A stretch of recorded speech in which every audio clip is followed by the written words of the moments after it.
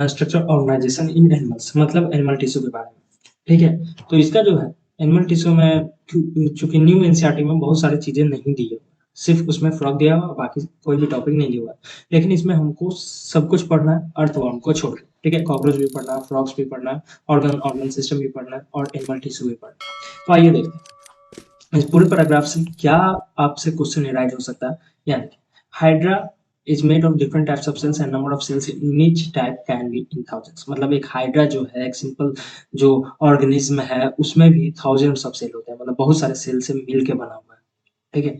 अब human body जो है is composed of billions of cells. देखिए आपसे क्वेश्चन कैसे राइज कर सकता है, बिलियंस है ना, यहाँ मिलियंस ऑफ सेल कर देगा तो गलत हो जाएगा। और चूंकि 2025 में आप देख चुके हैं तो 2026 में कुछ भी पूछ सकता है, मिलियंस बिलियंस कुछ भी करके पूछ सकता है आपसे, to perform various function. Okay, अब मल्टीसेलुलर ऑर्गेनिज्म में क्या होता है, मल्टीसेलुलर एनिमल्स में क्या होता है, a group of similar cells along with intercellular substances perform a specific function. एक ग्रुप ऑफ सिमिलर सेल जो होता है, मतलब सेम तरह का सेल जो होता है वो साथ में मिलके एक अगर स्पेसिफिक फंक्शन करता है, कोई एक एक काम करता है, तो उस टाइप को ऑर्गेनाइजेशन को क्या कहते हैं, टिश्यू कहते हैं। मतलब सिंपल सा फॉर्मूला है, सेम ओरिजिन सेम फंक्शन होना चाहिए और नंबर ऑफ सेल जो है मतलब कि सिमिलर सेल होना चाहिए, ग्रुप ऑफ सिमिलर सेल, ठीक है? तो उसको क्या कहेंगे, टिश्यू कहते हैं। इस पूरे पैराग्राफ से सिर्फ यही 2-3 क्वेश्चन बन सकता है। टिश्यू का डिफिनीशन हो सकता है, बिलियंस की जगह पे बिलियंस कर दे, ठीक है? बिलियंस की जगह पे मिलियंस कर दे, तो ये आपसे क्वेश्चन अराइज हो सकता है। अब बात करते हैं animal tissue. The structure of cell vary according to their function. कहने का मतलब सेल का जो स्ट्रक्चर है वो अपने फंक्शन के अकॉर्डिंग वैरी करता है, ठीक है? कौन काम किस पे डिपेंड करता है, वो उस पे डिपेंड करता है कि उसका स्ट्रक्चर कैसा है, सेल का स्ट्रक्चर कैसा है। अब आइए देखते हैं, तो टिश्यू जो होते हैं वो डिफरेंट तरह का, therefore the tissues are different and broadly classified into 4 types. Tissues को 4 भागों में बांटा गया है। सबसे पहले तो आता है एपिथेलियल टिश्यू, दूसरा आता है कनेक्टिव टिश्यू, तीसरा आता है मस्कुलर टिश्यू एंड चौथा आता है न्यूरल टिश्यू, ठीक है? एपिथेलियल में थोड़ा सा एक्स्ट्रा जानकारी रखेंगे, इक्टो, इंडो, मेजो, तीनों ओरिजिन में से कुछ भी हो सकता है। जबकि न्यूरल का जो होता है इक्टो होता है। अब बीच में जो 2 पाया गया है वो मेसोडर्म होता है, मतलब मिडिल मेसोडर्म, ठीक है? एम से मेसो से कनेक्टिव 2 चीज़ों को जोड़ता है तो मेसोडर्म, बीच वाला मेसोडर्म, ठीक है? अब बात करते हैं हम लोग पहला टाइप एपिथेलियल टिश्यू, ओके? तो पहला टाइप बात करते हैं एपिथेलियल टिश्यू का। एपिथेलियल टिश्यू का मेनली काम देख लीजिए, सेक्रेशन होता है, अब्जॉर्प्शन होता है, फिल्ट्रेशन होता है, डिफ्यूजन होता है, प्रोटेक्शन भी होता है। हाँ, स्किन वगैरह में पाया जाता है तो प्रोटेक्शन भी करता है। सेक्रेशन वगैरह ब्लड वेसल्स वगैरह में पाया गया हार्मोन जो कुछ-कुछ पाया जाता है तो उसमें सेक्रेशन भी करता है, ऑब्जर्व भी करता है। स्टोमक वगैरह में पाया जाता है तो ऑब्जर्व भी करेगा, ठीक है? तो आइए देखते हैं। Epithelial tissue has a free surface. सबसे पहली बात कि उसके पास फ्री सरफेस है, याद बिल्कुल ध्यान में रखना, फ्री सरफेस है, ठीक है? दूसरा जो आता है and which faces either a body fluid or the outside of the environment. मतलब स्किन की तरह भी काम करता है, अंदर ट्यूब की तरह भी काम करता है, तो दोनों का लाइनिंग हो गया, बाहर भी अंदर भी दोनों लाइनिंग हो गया, ठीक है? A compactly packed with little intracellular matrix. कहने का मतलब ये जो टिश्यू है इसमें इंटरसेलुलर मैट्रिक्स एक तरह का होता ही नहीं है, बहुत कम होता है। लिटिल इंटरसेलुलर मैट्रिक्स तो कंपैक्टली पैक्ड तो खुद ब खुद हो गया। ये 2 लाइन बिल्कुल ध्यान में रखना, free surface compactly packed with little intercellular matrix, इससे क्वेश्चन आया हुआ है। Therefore, the two types of epithelial tissues, namely simple epithelium and compound epithelium, यही वजह है कि एपिथेलियल टिश्यू को 2 भागों में फिर से बांटा गया। पहला होता है सिंपल एपिथेलियम, दूसरा होता है कंपाउंड एपिथेलियम।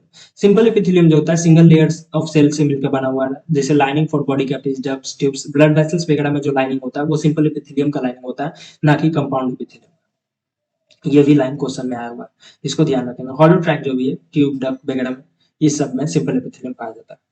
कंपाउंड एपिथेलियम क्या होता है, 2 और मोर सेल लेयर से मिलकर बना है जो कि प्रोटेक्टिव फंक्शन काम करता है, जैसे कि हमारा स्किन, ठीक है? जैसे कि हमारा स्किन। क्वेश्चन है भाई इससे, कंपाउंड से, सिंपल से, लिटिल इंटरसेलुलर मैट्रिक्स और वहाँ फ्री सरफेस, यहाँ से क्वेश्चन एराइज किया गया। अब बात करते हैं on the basis of structure modification of the cell simple epithelium is further divided into 3 types. कहने का मतलब जो सेल में जो स्ट्रक्चर मॉडिफिकेशन होते हैं इन सब के आधार पे फिर से सिंपल एपिथेलियम को किन भागों में बांटा गया है, 3 भागों में बांटा गया। सबसे पहले स्क्वैमस एपिथेलियम, दूसरा आता है कोवाइडल एपिथेलियम, तीसरा आता है कॉलमनर एपिथेलियम। इन सबका यहाँ पे फिगर है, ये फ्लैटेंड सेल होता है, पेवमेंट होता है, टेसेलेटेड होता है, इसको स्क्वैमस कहते हैं। ये क्यूब लाइक है, ठीक है? तो इसको क्यूब लाइक कहेंगे, कोवाइडल कहेंगे। यहाँ पे ये कॉलमनर हो गया, कॉलम एक कॉलम पिलर होता है ना घर का, उसी तरह पे इसमें पाया जाएगा तो ये कॉलमनर। इसके पास सिलिया भी हो सकता है, कॉलमनर पास सिलिया भी हो सकता है और ये भी कॉलमनर नहीं आता है।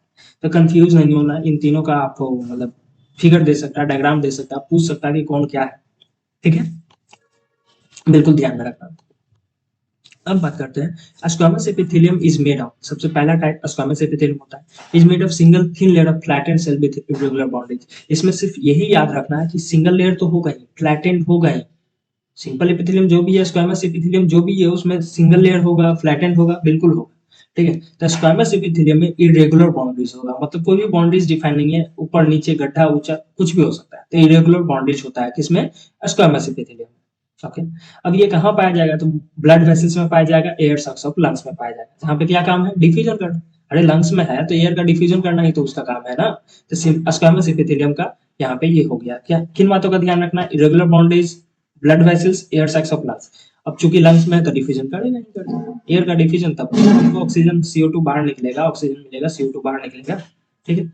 अब दूसरा बात करते हैं cuboidal epithelium. Cuboidal epithelium is composed of a single layer of cell cube like cell से मिलकर बना हुआ होता है, ठीक है। कोवाइडल एपिथेलियम जो होता है is composed of single layer of cube like cells, cube like cell से मिलकर बना हुआ है कौन, cuboidal epithelium. This is commonly found in ducts of glands, duct of glands में पाया जाएगा। फिर होता है पीसीटी, किडनीज का जो पीसीटी होता है ना, ट्यूबुलर पार्ट ऑफ नेफ्रॉन में भी पाया जाता है किडनीज का, एंड इसका मेन फंक्शन जो है सेक्रेशन और ऑब्जर्प्शन का, ठीक है, and its main function are secretion and absorption. The epithelium of proximal convoluted tubule PCT of nephron the kidney has microvilla।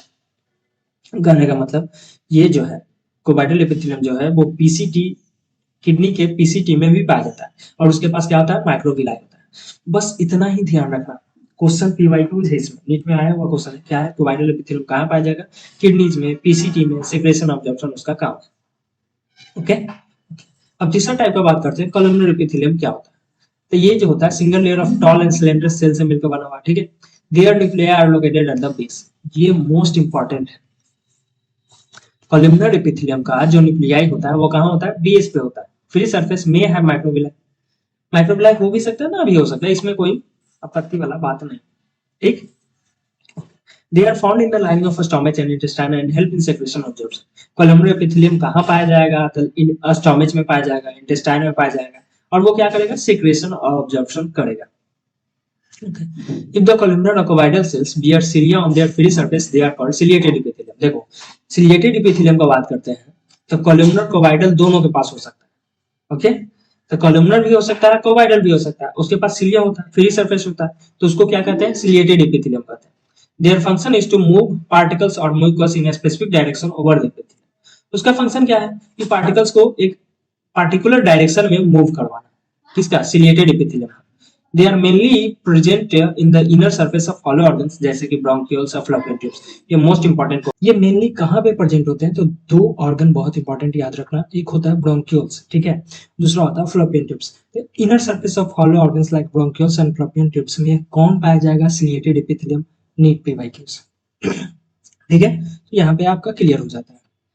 अब यहीं पे बात करते हैं, कुछ ऐसे भी होते हैं जैसे सम ऑफ द कॉलमनर और कोवाइडल। फिर से दोबारा, कॉलमनर और कोवाइडल, ठीक है, ना कि सिर्फ कॉलमनर ना कि सिर्फ कोवाइडल। तो ये दोनों एपिथेलियम जो होते हैं वो स्पेशलाइज्ड होते हैं सिक्रेशन करने के लिए, तो उसको क्या कहेंगे, ग्लैंडुलर एपिथेलियम कहेंगे, ग्लैंडुलर एपिथेलियम कहेंगे। कौन सी एपिथेलियम को कहेंगे, कॉलमनर कोवाइडल, जो स्पेशलाइज्ड हो गए सिक्रेशन करने के लिए, मतलब वो अपना कुछ जो होता है कह सकते हैं वो अपना सिक्रेशन करता है, ठीक है, तो उसको क्या कहेंगे, ग्लैंडुलर एपिथेलियम कहेंगे। यहाँ पे मोस्टली दो इंपॉर्टेंट है, एक होता है ग्लैंड, जो भी ग्लैंडुलर है तो वो ग्लैंड हो गया, तो यूनिसेलुलर ग्लैंड होता है, मल्टीसेलुलर ग्लैंड होता है, ठीक है। यहाँ फिगर देखिए, ये यूनिसेलुलर ग्लैंड है और ये जो है वो मल्टीसेलुलर ग्लैंड है। अब इसका एग्जांपल पूछ सकता है, आगे दिया भी हुआ क्या है, यूनिसेलुलर जो होता है, यूनिसेलुलर जो होता है, गॉबलेट सेल होता है, पैरेस सेल होता है, वो यूनिसेलुलर होता है, बाकी सारे जो ग्लैंड्स होते हैं वो मल्टीसेलुलर होते हैं, ओके, ये बिल्कुल ध्यान में रखें। अब बात करते हैं, they are of mainly of two types, unicellular जो कि गॉबलेट सेल होता है, एलिमेंट्री कैनाल में पाया जाता है, और दूसरा होता है मल्टीसेलुलर जो कि सिलेब्री ग्लैंड इसका एग्जांपल है। तो जितने भी सारे ग्लैंड्स होते हैं वो सब मल्टीसेलुलर होते हैं, दो सेल को छोड़ा के, जैसे गॉबलेट सेल और पैरेस सेल को छोड़ा के बाकी सारे जो होते हैं ग्लैंड वो मल्टीसेलुलर ग्लैंड होते हैं, ओके। अब देखिए, on the basis of mode of pouring their secretion, मतलब जो उसका सेक्रेशन है उसको पोर करने के बेसिस पे ग्लैंड्स को दो भागों में बांटा गया।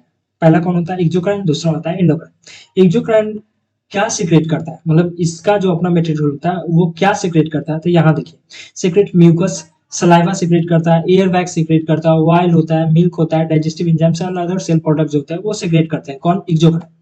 अब इसका जो प्रोडक्ट्स है, these products are release through ducts or tubes, मतलब पाइप के थ्रू जाता है, पाइप के रास्ते के थ्रू जाता है, ठीक है। जबकि अगर बात करते हैं एंडोक्राइन ग्लैंड्स का, उसके पास कोई भी डक्ट नहीं होता, वो डायरेक्टली जो होते हैं वो अपना फ्लूइड बाथिंग द ग्लैंड, वो अपना फ्लूइड में डायरेक्टली पोर कर देते हैं। जबकि उसका सिक्रेशन क्या है? हार्मोन्स उसका सिक्रेशन, मतलब एंडोक्राइन ग्लैंड से हार्मोन जो बनता है वो डायरेक्टली पोर कर दिया जाता है फ्लूइड में, ठीक है, जिसको ब्लड भी कह सकते हैं। अब कंपाउंड एपिथेलियम का बात करते हैं, तो compound epithelium is made of more than one layer, मतलब मल्टी लेयर्ड होता है। इसका जो रोल होता है किसमें? लिमिटेड रोल होता है सिक्रेशन ऑब्जर्वेशन, मतलब बहुत ज्यादा सिक्रेशन ऑब्जर्वेशन नहीं करेगा। इसका जो मेनली फंक्शन होता है वो प्रोटेक्शन प्रोवाइड करना होता है केमिकल एंड मैकेनिकल स्ट्रेसेस से सारा। आप बिल्कुल ध्यान में रख सकते हैं, ए टू जेड कहानी अगर आप जोड़ते हैं तो बिल्कुल ध्यान में रख सकते हैं। अब इसका अगला जो काम होता है, they cover the dry skin of the skin, मतलब कि dry surface of the skin जो होता है कवर्ड होता है, कौन कौन करता है? द कंपाउंड एपिथेलियम ही करता है। इसका एग्जांपल बहुत ज्यादा इंपॉर्टेंट है। इसका जो एग्जांपल है, moist surface of buccal cavity हो गया, फाइनेक्स हो गया, inner lining of ducts of salivary glands का जो डक्ट हो गया, पैनक्रियाटिक डक्ट्स, ये सब में जो है कंपाउंड एपिथेलियम पाया जाता है।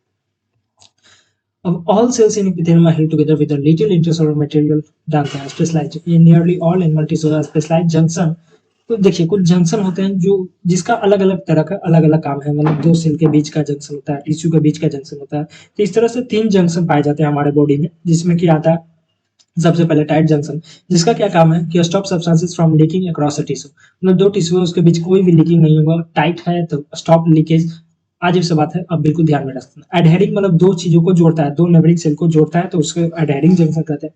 गैप जंक्शन क्या होता है कि दो चीजों के बीच में गैप रखता है ताकि चीजें जो है आदान प्रदान हो सके, मतलब उसका ट्रांसफर हो सके। तो साइटोप्लाज्म और जार्निंग सेल को जोड़ता है। इसमें क्या होता है कि रैपिड ट्रांसफर ऑफ आयंस करते हैं, स्मॉल मॉलिक्यूल्स का ट्रांसफर होता है, और समटाइम्स बिग मॉलिक्यूल्स भी इसके थ्रू ट्रांसफर किए जाते हैं, मतलब उसका ट्रांसपोर्टेशन करने में हेल्प होती है, ठीक है, इसका गैप जंक्शन का। अब हम लोग दूसरे बात करते हैं कनेक्टिव टिश्यू का। कनेक्टिव टिश्यू क्या होता है? Connective tissue mostly abundant and widely distributed in the body, बिल्कुल ध्यान में रखना, mostly abundant and widely distributed होता है।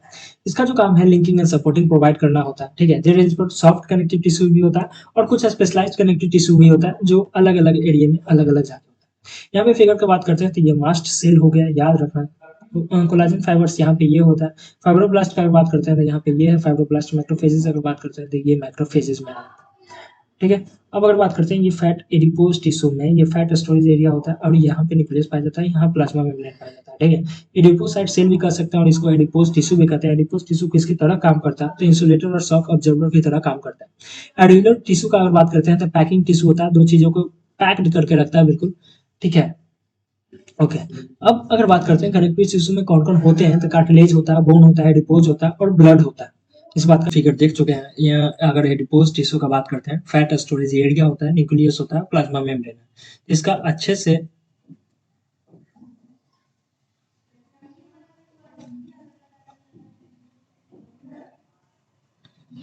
तो ये फिगर से भी क्वेश्चन आपसे बना सकता है, जैसे मैक्रोफेजेस आपसे पूछ सकता है, फाइब्रोब्लास्ट कौन सा है ये पूछ सकता है, कोलाजन फाइबर्स ये भी पूछ सकता है, मास्ट सेल होता है ये भी पूछ सकता है, फैट स्टोरेज एरिया होता है, न्यूक्लियस होता है, प्लाज्मा मेम्ब्रेन होता है। अब अगर बात करते हैं कि ये जो कनेक्टिव टिश्यू है इसमें कौन कौन आता है, तो सबसे पहले याद रखना है कार्टिलेज होता है, बोन होता है, एडिपोज होता है एंड ब्लड होता है।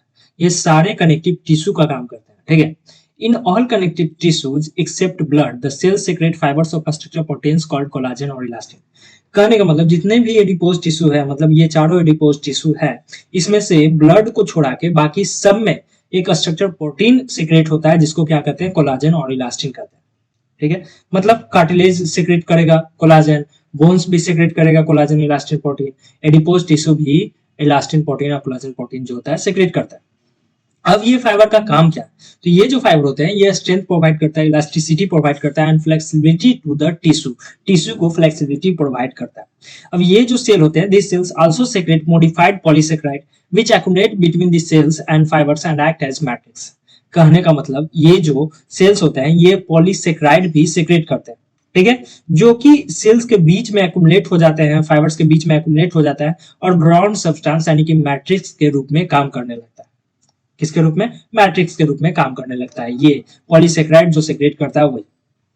अब ये जो कनेक्टिव टिश्यू है ये कितने तरह के होते हैं, तो ये 3 तरह का होता है। सबसे पहले लूज कनेक्टिव टिश्यू, दूसरा डेंस कनेक्टिव टिश्यू एंड तीसरा स्पेशलाइज्ड कनेक्टिव टिश्यू। बात अगर करते हैं कि लूज कनेक्टिव टिश्यू होता क्या है, ठीक है, तो लूज कनेक्टिव टिश्यू, चूंकि नाम से ही साफ पता चल रहा है कि सेल्स और फाइबर जो होते हैं लूजली अरेंज रहेंगे, ठीक है, सेमी फ्लूइड ग्राउंड सब्सटेंस जो मैट्रिक्स होता है उसमें लूजली अरेंज रहेगा। इसका एग्जांपल अर्डियुलर टिश्यू होता है जो कि स्किन के बीच में होता है, ठीक है, स्किन के नीचे होता है। कौन सा? लूज कनेक्टिव टिश्यू अर्डियुलर टिश्यू होता है जो कि स्किन के नीचे होता है, और ये एपिथेलियम को सपोर्ट फ्रेमवर्क प्रोवाइड करता है, ठीक है, it serves as support framework for epithelium. Most important question and the PYQs is here, यहां से पीवाईक्यूज भी बना हुआ है। अब इसके पास ये जो लूज कनेक्टिव टिश्यू होते हैं इसके पास it also contains fibroblast cell that produce and secrete fibres, मतलब फाइब्रोब्लास्ट वैसे सेल होते हैं जो कि फाइबर्स को सेक्रेट और प्रोड्यूस करते हैं। तो इसके पास फाइब्रोब्लास्ट भी होता है, मैक्रोफेजेस भी होते हैं, मास्ट सेल भी वगैरह होता है किसके पास? लूज कनेक्टिव टिश्यू के पास। इसका अनदर एग्जांपल जो आता है एडिपोज टिश्यू आता है जो कि मसल्स के बीच में होता है, स्किन के नीचे होता है, जो कि कहते हैं ना कि फैट है, फैट स्टोरेज एरिया है, तो फैट स्टोर हो जाता है। एक्स्ट्रा जो मसल्स गेन होते हैं वो यही एडिपोज टिश्यू के वजह से गेन होते हैं। किसी का देखेंगे कि स्किन जो होता है फ्लफी होता है, मोटा होता है, तो वहां पे एडिपोज टिश्यू से जमा होता है। तो ये भी एक तरह का लूज कनेक्टिव टिश्यू होता है, स्किन के नीचे पाया जाएगा, ठीक है। The cells of this tissue are specialised to store fats. यहाँ देखिए एडिपोज टिश्यू जो होते हैं फैट्स को स्टोर करते हैं और यही वजह से मोटा होता है, शरीर फूल जाना, तो एडिपोज टिश्यू जमा हो जाता है, इसी वजह से शरीर फूल जाता है, मोटा हो जाता है। तो इस बात का ध्यान रखना। लूज कनेक्टिव टिश्यू में 2 एग्जांपल होता है, एडिपोज, अर्डियुलर टिश्यू। एडिपोज हमको पता है स्किन के नीचे, अर्डियुलर भी स्किन के नीचे। सपोर्ट फ्रेमवर्क अर्डियुलर टिश्यू होता है, स्टोरेज फैट एडिपोज टिश्यू होता है, ठीक है। अब जो एक्सेस ऑफ न्यूट्रिएंट्स होते हैं जो कि हमारे बॉडी में काम नहीं आता वो फैट्स के रूप में कन्वर्ट हो जाते हैं और उसी के रूप में स्टोर होता है। कहाँ स्टोर होता है? यही एडिपोज टिश्यू में स्टोर होता है, ठीक है।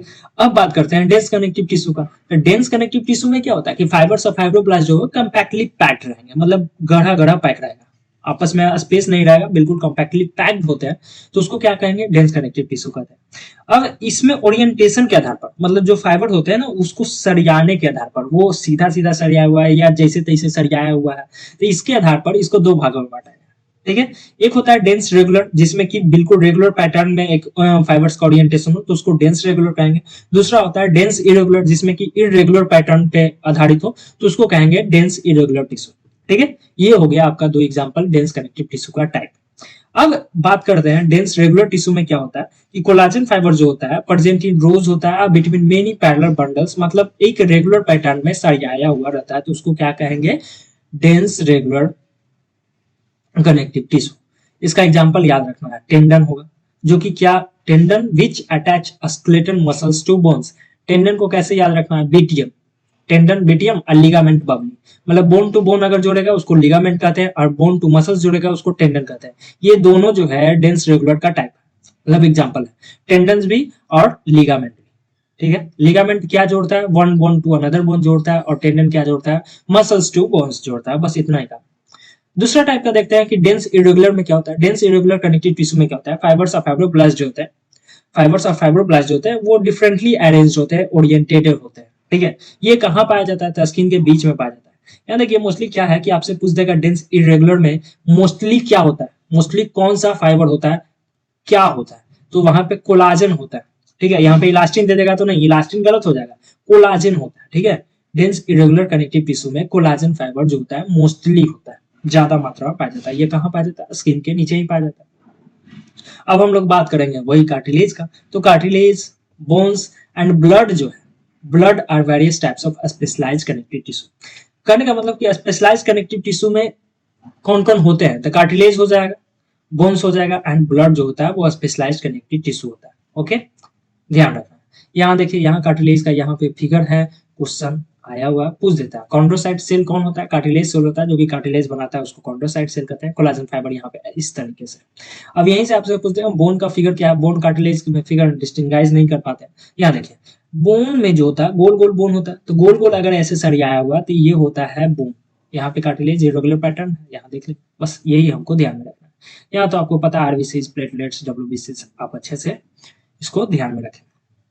अब बात करते हैं कि कार्टिलेज में इंटरसेलुलर जो मटेरियल होता है कार्टिलेज का वो सॉलिड होता है, प्लीएबल होता है, ठीक है, एंड रेसिस्ट कंप्रेशन। सीधा याद रखना है, पीवाईक्यूज है, कार्टिलेज का सॉलिड, प्लीएबल और कंप्रेशन को रेसिस्ट करता है, ठीक है। एकदम कंप्रेस नहीं होता, बिल्कुल लिक्विड नहीं होता, थोड़ा सॉलिड होता है, प्लीएबल होता है, फ्लेक्सिबल होता है थोड़ा, ठीक है, लेकिन एकदम कंप्रेस नहीं हो सकता, इसलिए resist compression. Cells of this tissue chondrocyte जो होता है वो स्मॉल कैविटी में इंक्लूड होता है within the matrix secreted by the chondrocyte cell जो होता है स्मॉल कैविटीज में, यहाँ देखिए कॉन्ड्रोसाइट सेल है ना, स्मॉल कैविटीज में इंक्लोज रहेगा, बाहर से घिरा हुआ रहेगा, और वही कार्टिलेज सेक्रेट करता है। Most of the cartilage in vertebrate embryos are replaced by bones in adults. कहने का मतलब जो एम्ब्रियो वगैरह में होता है, मतलब हम लोग का जो वर्टिब्रेट का जो एम्ब्रियो होता है वो सब जैसे जैसे बड़े होते जाते हैं हम लोग, तो कार्टिलेज जो है वो बोन में बदलता जाता है। अब कार्टिलेज कहाँ कहाँ पाया गया है एडल्ट में, आइए देख लेते हैं। कार्टिलेज टिप ऑफ नोज पे पाया जाएगा, ऑटर ईयर जॉइंट्स पे पाया जाता है, ठीक है। एडजेसेंट वर्टेब्री जो होता है वर्टेब्रल कॉलम में कार्टिलेज पाया जाता है, लिम्स में भी कार्टिलेज होता है और हैंड्स वगैरह में भी कार्टिलेज होता है। यहाँ पे कार्टिलेज हमारा खत्म हो गया। क्वेश्चन अगर बनाएगा तो यहाँ से एग्जांपल कहाँ कहाँ कार्टिलेज होता है, यहाँ सॉलिड प्लीएबल रेसिस्ट कंप्रेशन इस जगह से बना सकता है। अब बात करते हैं बोन्स। ये बोन्स में क्या होता है, बोन्स तो अजीब सा बात है, हार्ड होता है, नॉन प्लीएबल होता है, हम लोगों को पता है। कैल्शियम साल्ट इसमें होता है, कैल्शियम साल्ट में कैल्शियम फॉस्फेट होता है, कैल्शियम कार्बोनेट या कुछ वगैरह आपसे पूछ देगा गलत हो जाएगा, तो कैल्शियम फॉस्फेट होता है, याद रखें कैल्शियम साल्ट में कैल्शियम फॉस्फेट होता है। और कोलाजन फाइबर इसमें रहेगा जो कि स्ट्रेंथ प्रोवाइड करता है। अब ये बोन्स का क्या काम है, main tissues that provides structure frame to the body, आपको अच्छे से पता है। बोन्स क्या कहता है, सॉफ्टवेयर टिश्यूज ऑर्गन वगैरह को सपोर्ट और प्रोटेक्ट प्रोवाइड करता है, प्रोटेक्शन देता है। हम लोग का जो ढांचा है वो भी बोन्स के वजह से ही है, ठीक है ना, तो लेदरी गुदरी नहीं हो जाएगा। अब बोन सेल ऑस्टियोसाइट जो सेल होता है वो भी स्पेसिस में पाया जाता है, मतलब जिसको लैक्यूनी कहते हैं। कहने का मतलब ये बोन सेल जो है, यहाँ देखिए बोन सेल जो है ये एक तरह का लैक्यूनी में पाया जाएगा, स्पेस में पाया जाएगा, ठीक है, इससे लैक्यूनी कहते हैं। और limb bone such as the long bones of the leg serves weight bearing function. जैसे लिम्ब बोन जो होता है, बोन लंबा लंबा बोन, जैसे लेग का जो थाई बोन होता है, ये सब वेट बेयरिंग फंक्शन होता है, मतलब इसमें वेट होता है, ठीक है, एक तरह का वेट वजनदार होता है, तो ये वेट के रूप में भी काम करता है। कहने का मतलब इसमें वजन होता है तो वेट बेयरिंग फंक्शन होता है, ठीक है, वजन भी अपने पास रखता है। They also interact with the skeletal muscles attached to them to bring about movements. तो मूवमेंट और लोकोमोशन करवाने में भी बोन मदद करता है। अब बोन मैरो जो होता है वो साइट होता है ब्लड सेल्स को बनाने में, ठीक है। ब्लड सेल्स कहाँ बनते हैं, तो बोन मैरो में बनता है, बिल्कुल टू द पॉइंट याद रखना है। ब्लड का तो पूरा एक चैप्टर नहीं है, हम लोग डिटेल से पढ़ेंगे वहां। तो ब्लड क्या है, फ्लूइड कनेक्टिव टिश्यू होता है कंटेनिंग प्लाज्मा, आरबीसीज, डब्ल्यूबीसीज, प्लेटलेट्स वगैरह होता है। अब मेन सर्कुलेटिंग फ्लूइड है जो कि ट्रांसपोर्ट करता है वेरियस सब्सटेंसेस को। इसका डिटेल लेक्चर आएगा आपको ब्लड चैप्टर में, ठीक है। अब बात करते हैं मसल्स टिश्यू का। Each muscle is made of many long cylindrical fibres arranged in parallel arrange में अरेंज्ड होता है, फाइब्रिल्स मायोफाइब्रिल्स वगैरह से मिलकर बना हुआ है। इसका भी एक डिटेल लेक्चर आता है जो कि लोकोमोशन में हमको पढ़ना है। मसल्स फाइबर शॉर्टन होता है, रिलैक्स होता है, ये सब मूवमेंट करवाने में मदद करता है, ये आपको अच्छे से पता है। अब मसल्स होते हैं वो 3 टाइप्स के होते हैं, मतलब इसका जो 3 भेद है, कहने का मतलब 3 भेद होते हैं। कौन सा भेद है, स्केलेटल मसल्स हो गया, स्मूथ मसल्स हो गया, कार्डिक मसल हो गया। स्केलेटल जो बोन्स वगैरह में पाया जाता है मसल्स, और स्मूथ जो इंटेस्टाइन वगैरह में पाया जाता है, कार्डिक तो हार्ट में सिर्फ पाया जाएगा, ठीक है। स्केलेटल मसल जो होता है closely attach to skeletal bone से मिलकर, मतलब कि स्केलेटल बोन्स वगैरह से अटैच होता है, तो उसको स्केलेटल मसल्स कहते हैं। जैसे कि बाइसेप्स हो गया, ये स्ट्रिएटेड होता है, स्ट्रिप्ड, आपको लाइनिंग दिख जाएगा, ठीक है। Skeletal muscle bundles are muscles fibres are bundle together in parallel fashion, एक पैरेलल फैशन में अरेंज होता है। इसका फिगर आगे देखेंगे अच्छे से समझ में आ जाएगा। A sheet of tough connective tissue encloses several bundles of muscle fiber. Muscle fibers का पूरा एक बंडल ही बना देगा, इसी वजह से जो मसल्स होते हैं वो टफ हो जाते हैं, स्टिफ हो जाते हैं, मतलब मजबूत होता है, ठीक है। यहाँ पे देखिए फिगर, ये आपका स्केलेटल मसल्स का है, ठीक है। तो इसमें स्ट्रिएशन पाया जाएगा, इसमें स्ट्रिएशन नहीं पाया जाएगा, इसमें स्ट्रिएशन होगा। यहाँ से आपसे क्वेश्चन पूछ सकता है, ये बहुत इंपॉर्टेंट होता है। ये अनब्रांच्ड होता है, ठीक है, ये जो है वो अनब्रांच्ड है। यहाँ पे न्यूक्लियस बहुत सारा पाया जाएगा, मतलब यहाँ पे सिंगल न्यूक्लियस होता है, ठीक है, और यहाँ मल्टी न्यूक्लिएटेड होता है, ओके, ठीक है। ये स्पिंडल शेप्ड का, ये फ्यूजिफॉर्म में स्पिंडल शेप्ड का होता है, स्मूथ मसल फाइबर्स होता है। ये भी यूनि न्यूक्लिएटेड, मतलब एक ही न्यूक्लियस पाया जाएगा, ठीक है, एक मसल्स बंडल्स में। सिलेंड्रिकल होता है, स्टेशन पाया जाएगा, यहाँ पे न्यूक्लियस है, junction between adjacent cell, 2 cell के बीच में एक जंक्शन होता है, यहाँ पे पाया जाएगा कार्डियक मसल में, ठीक है, ओके। अब बात करते हैं smooth muscles fibres, smooth muscles का। तो smooth muscle fibres taper at both in fusiform होता है, ठीक है, बहुत ही न्यूक्लियेदार होता है, and do not show striation नहीं होता है। Cell junction hold them together and they are bundled together in a connective tissue sheath. 2 cell को, 2 जो स्मूथ मसल्स होते हैं उसको सेल जंक्शन जोड़े हुए रहता है और एक बंडल के रूप में काम करता है। The wall of internal organs, blood vessels, stomach, intestine वगैरह में ये मसल्स पाया जाएगा। स्मूथ मसल जो होता है इनवॉलेंट्री होता है, जबकि स्केलेटल मसल जो होता है वॉलेंट्री होता है। ठीक है, as their function can not be directly control नहीं होता, ठीक है, हम लोगों द्वारा डायरेक्टली कंट्रोल नहीं है। Visually are not able to make it contract merely by turn, ठीक है, हम लोगों को कंट्रोल में नहीं है जैसा कि स्केलेटल मसल्स में कंट्रोल में होता है। अब बात करते हैं कार्डिक मसल्स का। तो कार्डिक मसल टिश्यू जो कॉन्ट्रैक्टाइल प्रोटीन होता है, हार्ट में होता है, ओनली इन द हार्ट में होता है, तो वो कॉन्ट्रैक्टाइल होता है, मतलब कॉन्ट्रैक्ट्स रिलैक्स करेगा।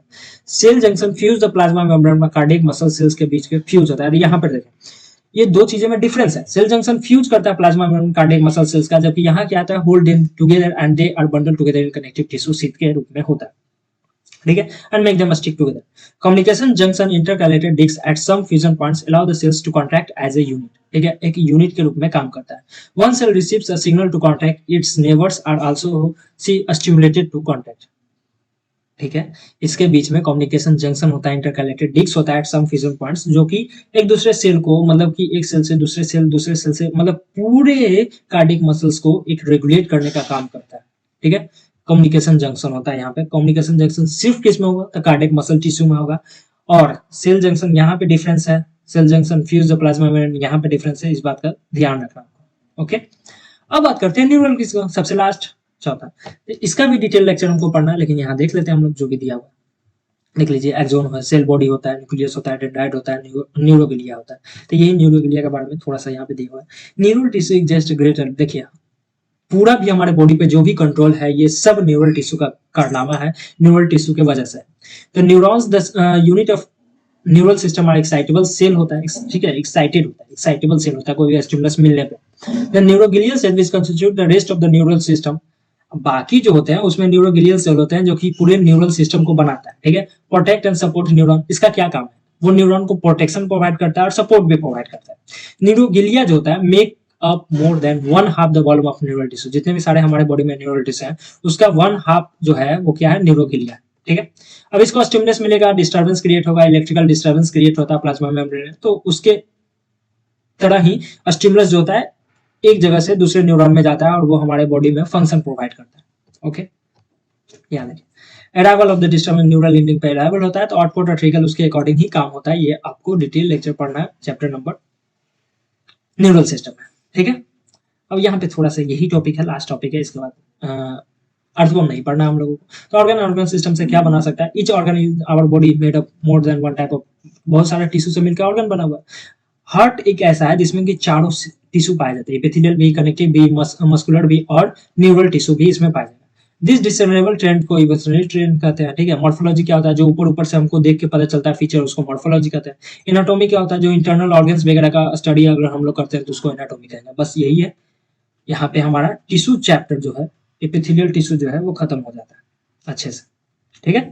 10, 9, 8, 7, 6, 5, 4, 3, 2, 1, 0